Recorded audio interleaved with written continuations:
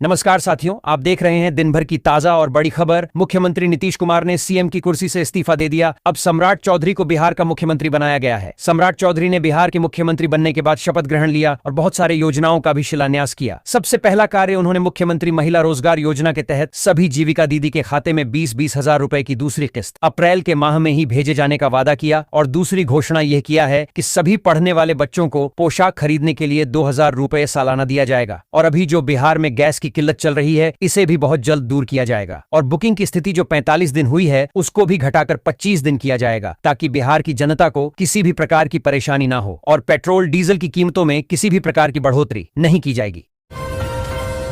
सम्राट चौधरी ने घोषणा किया है कि सभी जीविका दीदी को 20-20 हजार रुपए की दूसरी किस्त रोजगार करने के लिए 28 अप्रैल को भेजा जाएगा, ताकि वह रोजगार शुरू कर सके और अपना जीवन यापन कर सके। सम्राट चौधरी गैस की किल्लत को दूर करने का कार्य कर रही है। 1 मई से बिहार के सभी महिलाओं को गैस की कमी नहीं होगी और अभी जो बुकिंग 45 दिन में होती है, यह भी घटकर 25 दिन 1 मई से हो जाएगा और दिन भर ऑफिस में जाकर लाइन में नहीं लगना पड़ेगा। घर में ही गैस आसानी से मिल जाएगा। बिहार सरकार किसानों की आय बढ़ाने के लिए बीज अनुदान योजना चला रही है, जिसके तहत उन्हें गुणवत्तापूर्ण बीज 100% तक सब्सिडी पर मिलेंगे। इस योजना का लाभ उठाने के लिए किसान 15 मई तक ऑनलाइन या ऑफलाइन आवेदन कर सकते हैं। बिहार में मुख्यमंत्री सम्राट चौधरी के नेतृत्व वाली सरकार आज विधानसभा में विश्वास मत हासिल करेगी। संख्याबल में मजबूत होने के कारण सरकार का विश्वास मत जीतना तय माना जा रहा है, लेकिन विपक्ष के रुख पर नजर है।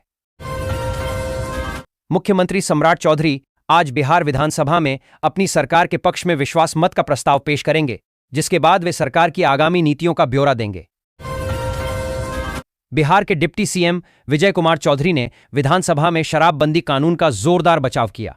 उन्होंने कानून के सही नाम पर जोर देते हुए कहा कि इसे सर्वसम्मति से पारित किया गया था और यह सख्ती से लागू रहेगा। पश्चिम चंपारण के बगहा में पिछले 2 दिनों से पेट्रोल और डीजल की भारी किल्लत है, जिससे वाहन चालक परेशान हैं और पंपों पर लंबी कतारें लगी हैं। कई पंपों पर ईंधन न होने से लोग महंगे दामों पर पेट्रोल डीजल खरीदने को मजबूर हैं, जबकि अधिकारी संपर्क से बाहर हैं। बिहार विधानसभा में तेजस्वी यादव मुख्यमंत्री सम्राट चौधरी को घेरने की कोशिश में टंग ऑफ स्लिप बोलकर खुद फंस गए। सत्ता पक्ष ने इस पर खूब चुटकी ली, जिससे सदन का माहौल हल्का हो गया और बहस मुद्दों से भटककर भाषा पर केंद्रित हो गई। भीषण गर्मी को देखते हुए बिहार में पेयजल आपूर्ति की समीक्षा के बाद पीएचईडी ने कड़ा रुख अपनाया है। विभाग ने अधिकारियों को नियमित निगरानी करने और जलापूर्ति सुनिश्चित करने का निर्देश दिया है, ताकि लोगों को गर्मी में पानी की किल्लत न हो, हर हाल में सुविधा बहाल रहे। सुप्रीम कोर्ट ने एक महत्वपूर्ण फैसले में कहा है कि यदि डीएनए जांच में कोई व्यक्ति बच्चे का जैविक पिता साबित नहीं होता, तो उससे भरण पोषण की मांग नहीं की जा सकती। मुख्यमंत्री सम्राट चौधरी ने बिहार की वित्तीय स्थिति की समीक्षा की और इसे मजबूत बताया। उन्होंने सभी विभागों को वित्तीय अनुशासन बनाए रखने, राजस्व बढ़ाने और संसाधनों का सदुपयोग करने का सख्त निर्देश दिया। मुख्यमंत्री सम्राट चौधरी ने बिहार विधानसभा में विश्वासमत के दौरान प्रशासनिक सुधार, शिक्षा और कानून व्यवस्था पर अपनी सरकार की प्राथमिकताएं बताईं। उन्होंने घोषणा की कि सीएमओ प्रखंड स्तर तक निगरानी करेगा। बिहार के सभी समाहरणालय परिसरों में सोलर लाइट की निगरानी को आधुनिक बनाने की पहल की गई है। इसके तहत 75 इंच के एलईडी टीवी लगाए जाएंगे, जिनके माध्यम से सोलर सिस्टम की स्थिति पर नजर रखी जाएगी, जिससे संचालन अधिक प्रभावी और पारदर्शी बन सकेगा। उत्तर बिहार में 27 से 29 अप्रैल के बीच हल्की बारिश, गरज चमक और ओलावृष्टि की संभावना है, जिससे गर्मी से राहत मिलेगी। डॉ. राजेंद्र प्रसाद केंद्रीय कृषि विश्वविद्यालय पूसा के पूर्वानुमान के अनुसार तेज हवाएं चलेंगी और किसानों को फसल सुरक्षा की सलाह दी गई है। राज्यसभा सांसद राघव चड्ढा ने आम आदमी पार्टी से इस्तीफा देकर 6 अन्य सांसदों के साथ भाजपा में शामिल होने का फैसला किया है। इस पर तेजस्वी यादव ने लालच या डर को कारण बताया, जबकि एएपी ने इसे चरित्रहीनता करार दिया। बिहार सरकार ने पूर्णिया सहित 11 ग्रीनफील्ड सैटेलाइट टाउनशिप विकसित करने का निर्णय लिया है, जिससे आधुनिक शहरीकरण को बढ़ावा मिलेगा। मधुबनी में स्मार्ट मीटर के बावजूद बिजली चोरी का एक अनोखा मामला सामने आया है, जहां एक महिला उपभोक्ता ने मीटर को बाईपास कर बिजली चुराई। बिजली विभाग ने उपभोक्ता पर प्राथमिकी दर्ज कर 5,853 रुपये का जुर्माना लगाया है और चोरी के खिलाफ अभियान जारी रखने की चेतावनी दी है। बिहार में जमीन निबंधन प्रक्रिया को पारदर्शी बनाने और धोखाधड़ी रोकने के लिए नई व्यवस्था लागू की गई है। इसके तहत अब आवेदक को निबंधन से पहले जमीन की पूरी जानकारी मिल जाएगी। सीतामढ़ी के डुमरा प्रखंड की मेथौरा पंचायत में आशा बहाली में अनियमितता पाए जाने के बाद स्वास्थ्य विभाग ने सख्त कार्रवाई की है। जांच रिपोर्ट के आधार पर नवचयनित 9 आशा कार्यकर्ताओं की नियुक्ति तत्काल प्रभाव से रद्द कर दी गई है और अब बहाली प्रक्रिया पारदर्शिता के साथ दोबारा होगी। पटना समेत पूरे बिहार में अगले 2 दिनों तक गर्म और शुष्क मौसम बना रहेगा। पछुआ हवा के प्रभाव से अधिकतम तापमान में लगातार वृद्धि दर्ज की जा रही है। इससे लोगों को तेज गर्मी और लू जैसी स्थिति का सामना करना पड़ सकता है, जिससे सतर्क रहने की जरूरत है। मुख्यमंत्री सम्राट चौधरी ने घोषणा की कि भाजपा बिहार के 52 संगठनात्मक जिलों में व्यापक प्रशिक्षण महाअभियान चलाएगी। इस अभियान के तहत कार्यकर्ताओं को पार्टी की नीतियों, संगठनात्मक मजबूती और चुनावी रणनीति की जानकारी दी जाएगी, जिससे जमीनी स्तर पर पार्टी को और सशक्त बनाया जा सके। बिहार विधानसभा में तेजस्वी यादव मुख्यमंत्री सम्राट चौधरी को घेरने की कोशिश में टंग ऑफ स्लिप बोलकर खुद फंस गए। सत्ता पक्ष ने इस पर खूब चुटकी ली, जिससे सदन का माहौल हल्का हो गया और बहस मुद्दों से भटककर भाषा पर केंद्रित हो गई। कटिहार के पोठिया में टमाटर की कीमतें 200 रुपये से गिरकर 5 से 10 रुपये प्रति किलो हो गई हैं, जिससे किसानों को भारी नुकसान हो रहा है। अचानक गर्मी और अधिक उत्पादन के कारण किसान अपनी लागत भी नहीं निकाल पा रहे हैं और सरकारी मदद की गुहार लगा रहे हैं।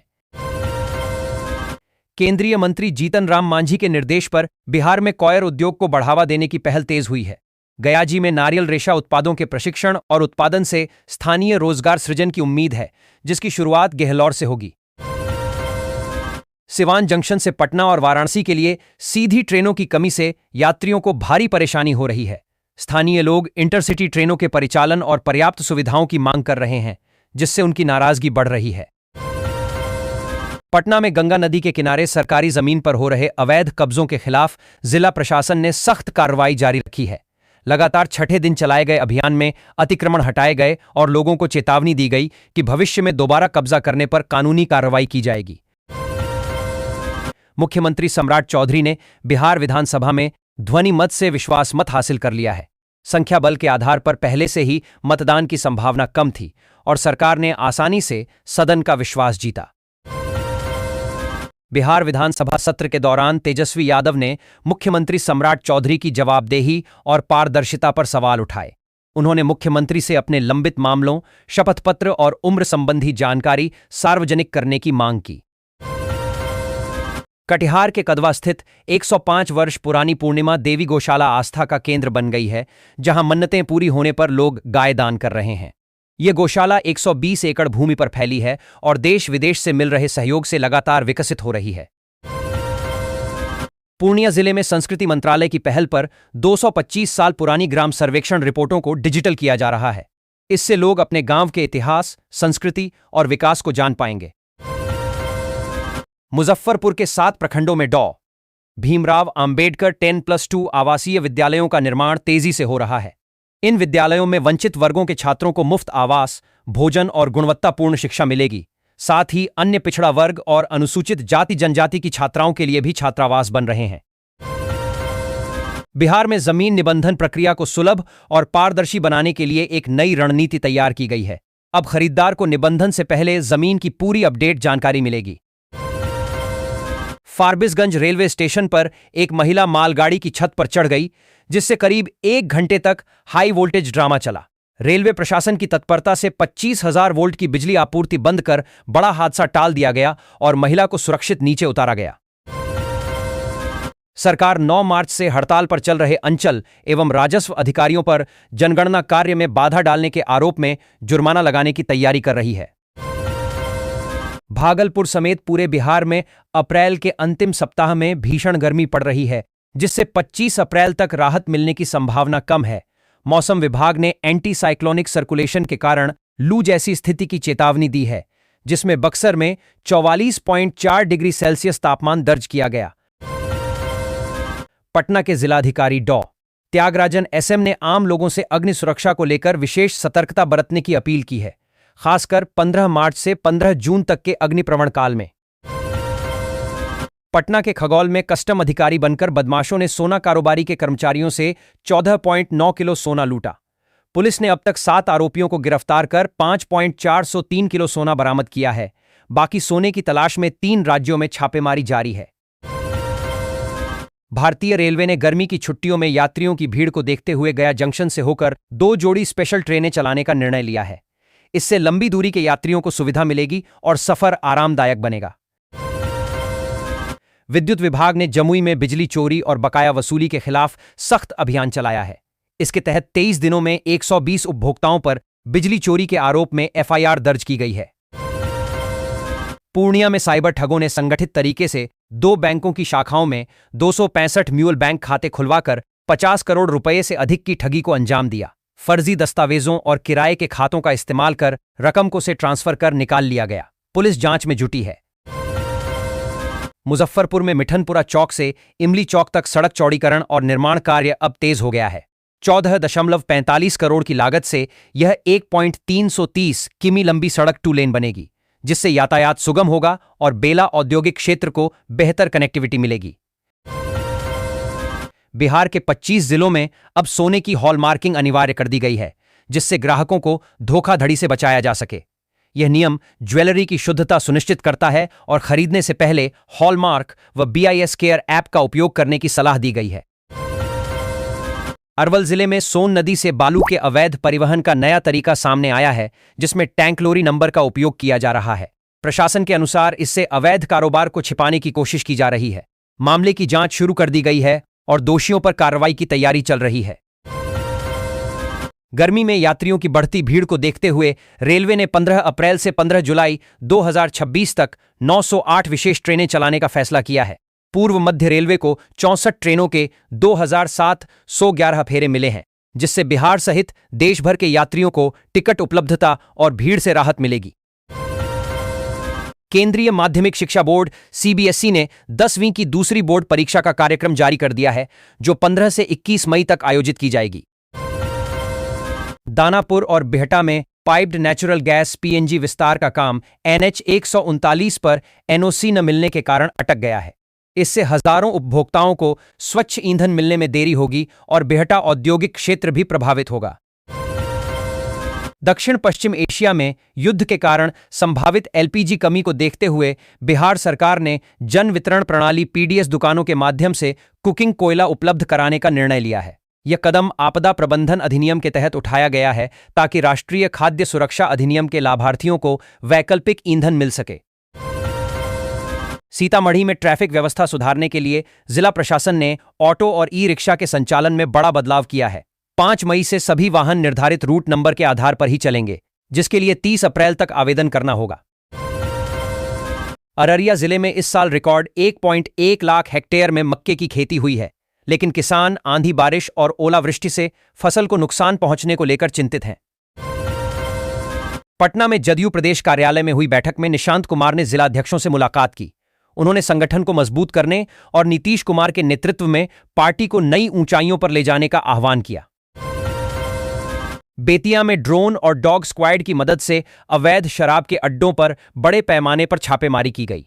इस कार्रवाई में भारी मात्रा में शराब और उसके निर्माण सामग्री को नष्ट किया गया। साथ ही 27 लोगों को गिरफ्तार किया गया।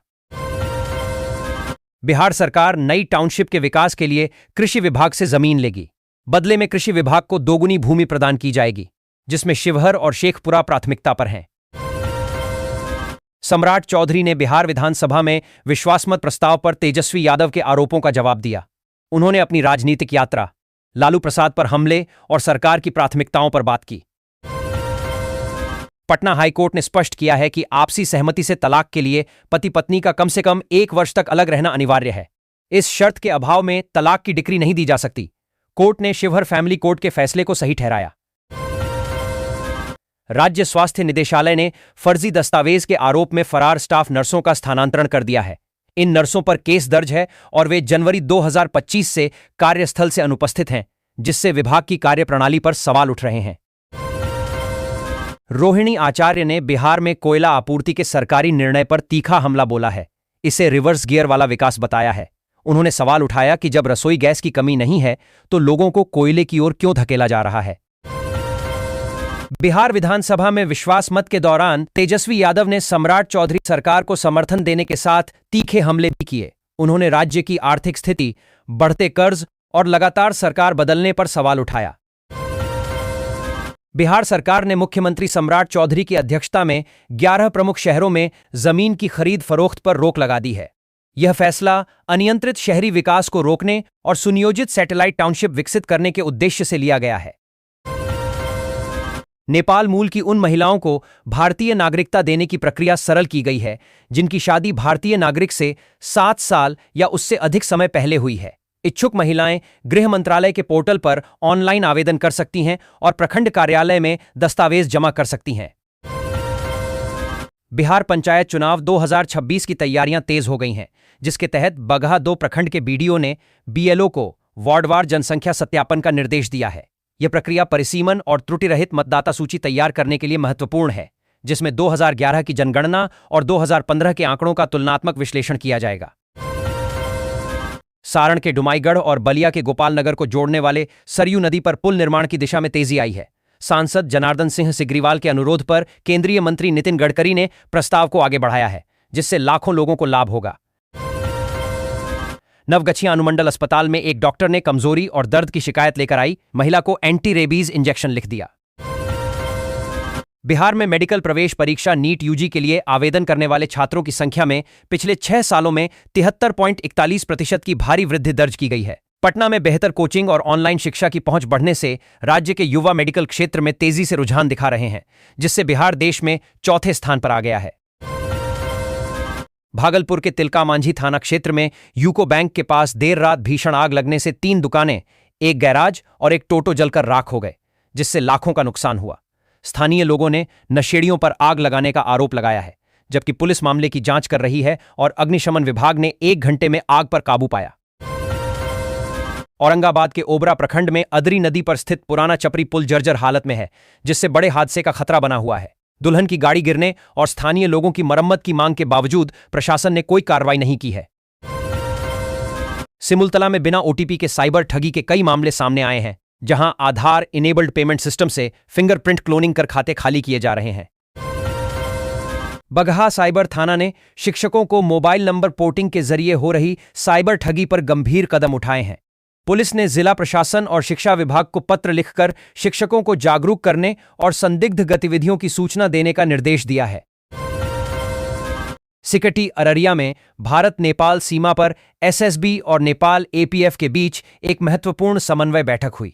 इसमें सीमा पार अपराधों, घुसपैठ और तस्करी जैसे मुद्दों पर चर्चा हुई, जिसमें संयुक्त गश्ती और सूचना तंत्र मजबूत करने पर सहमति बनी। जमुई के झाझा रेलवे स्टेशन पर जसीडीह किउल ईएमयू ट्रेन में पत्तल व्यवसायी महिलाओं और एक यात्री परिवार के बीच विवाद हिंसक हो गया, जिसमें एक यात्री घायल हो गया। इस घटना ने रेलवे सुरक्षा व्यवस्था पर गंभीर सवाल खड़े कर दिए हैं, क्योंकि मौके पर सुरक्षाकर्मी अनुपस्थित थे। ललितग्राम और राघोपुर के यात्रियों को दिल्ली के लिए वैशाली एक्सप्रेस में कंफर्म टिकट मिलने में भारी परेशानी हो रही है, जिससे उन्हें दूर के स्टेशनों से यात्रा करनी पड़ रही है। मुजफ्फरपुर में एक अंतर्राष्ट्रीय साइबर धोखाधड़ी गिरोह का पर्दाफाश हुआ है, जो भारतीय नागरिकों की निजी जानकारी विदेशों में बेच रहा था। इस नेटवर्क के तार दिल्ली, यूपी और हरियाणा से जुड़े हैं और पुलिस ने 4 शातिरों को गिरफ्तार किया है। राजस्थान रॉयल्स के युवा बल्लेबाज वैभव सूर्यवंशी मैच से पहले कार्टून देखकर खुद को रिलैक्स करते हैं और उन्होंने सबसे कम गेंदों में 500 आईपीएल रन पूरे किए हैं। उन्होंने भोजपुरी में अगला मैच में अच्छा करे के बां कहकर फैंस का दिल जीता। हालांकि हाल के मैच में उनका प्रदर्शन औसत रहा। बिहार विधान परिषद की एक सीट पर उपचुनाव के लिए नामांकन प्रक्रिया शुरू हो गई है, जो मंगल पांडेय के त्यागपत्र से रिक्त हुई थी। पहले दिन किसी ने पर्चा नहीं भरा, जबकि भोजपुर बक्सर सीट पर 6 प्रत्याशियों ने नामांकन दाखिल किया है। लौरिया बेतिया NH 727 पर मंगुराहा चौक के पास देर रात हुए सड़क हादसे में एक बाइक पर सवार 3 युवकों में से 2 चचेरे भाइयों की मौत हो गई, जबकि एक गंभीर रूप से घायल है।